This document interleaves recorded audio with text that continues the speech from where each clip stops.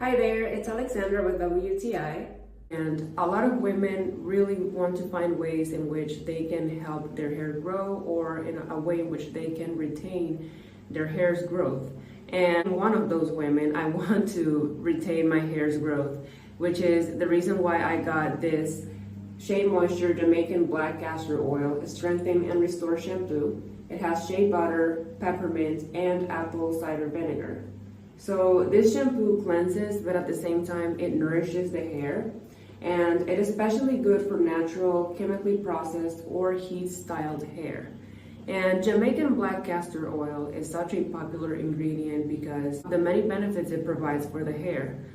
Like, for example, avoiding the hair's breakage, which is one of the most important steps whenever you want to retain your hair's growth.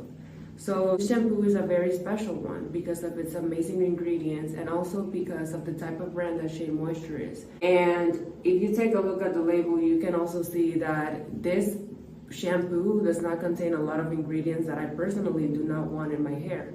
So it is amazing to see that this brand is really compromised with helping us have healthy curly hair. And that is my point of view.